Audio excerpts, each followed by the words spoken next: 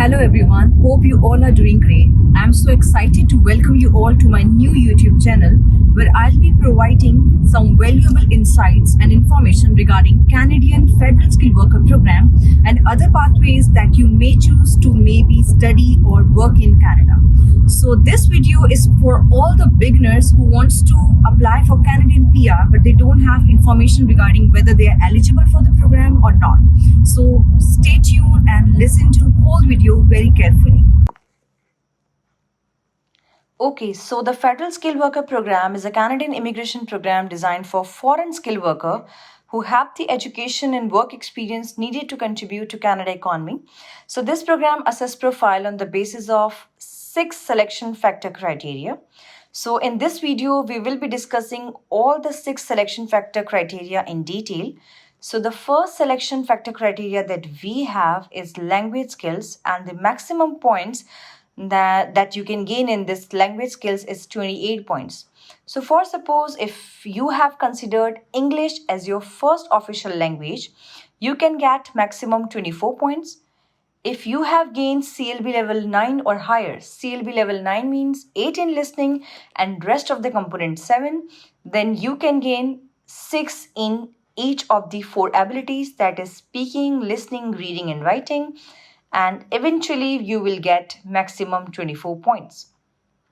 Or for suppose if you have considered French as your second official language, the maximum points that you can gain in this second official language is 4 points. And if you have gained at least CLB level 5 in all of the 4 abilities, you will get 4 points. And if you have gained CLB level 4 or less in any of the 4 abilities, you will not be getting any points in this, means 0 points. So moving on to another important selection factor criteria is education, that can give you maximum 25 points. So in this education selection factor criteria, you will be awarded points based on your highest level of education. So the higher the level of education, obviously the more points you will gain. And for all the foreign education, you need to get educational credential assessment report from a designated organization set by IRCC. We will be discussing about all this educational credential report and the credential providing bodies in detail in my next video, hopefully. And after that, we have the work experience where you can gain maximum 15 points.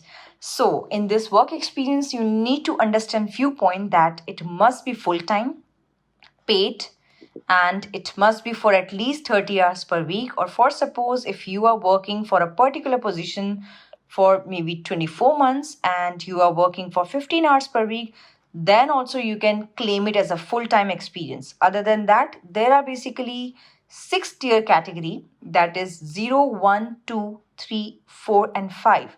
But you need to understand this, that in Federal Skilled Worker Program, only tier category 0, 1, 2 and 3 is acceptable. If you fall under 4 and 5, then you are not eligible for Federal Skilled Worker Program. So the maximum point of 15 you will be gaining when you have 6 or more years of experience. If you are between 4 or 5, or maybe if you have 4 years of experience or maybe 5 years of experience, you will be gaining 13 points. Moving on, then we have the age, that gives you maximum of 12 points. If you fall under this age bracket, or if you are 18, or maybe if you are 35, or maybe in between, you can gain 12 points. Or if you are 36, you will gain 11 points. And if you are 37, you will gain 10 points. And there are no points if you are 47 or older. Then we have a very interesting selection factor criteria, that is arranged employment in Canada. For suppose if you have a job offer of at least 1 year from a Canadian employer, then you can gain this additional point. But you need to understand that a valid job offer has to be continuous, paid, full-time. Full-time is minimum 30 hours per week. It must not be seasonal. It must be for at least 1 year. And as I said, tier category 4 and 5 is not acceptable. So it must be under category 0, 1, 2, or maybe 3. So the last factor to be considered is adaptability, and the maximum points you can gain in this adaptability factor is 10 points.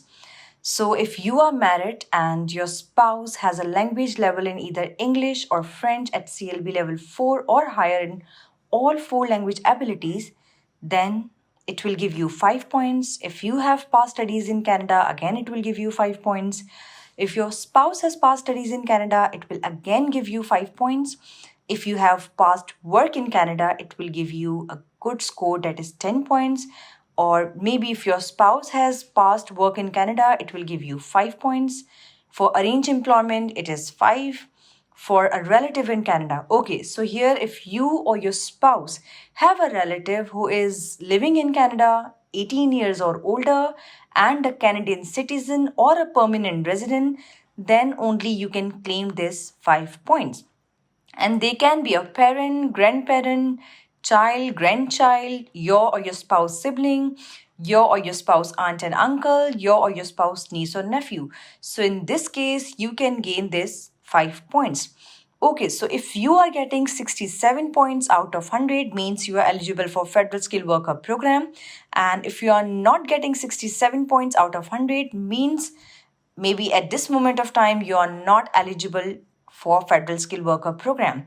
Again, I'm saying that it is just the eligibility criteria. That does not mean that you will necessarily get PR or maybe selected, right? Because there are many other things to be considered.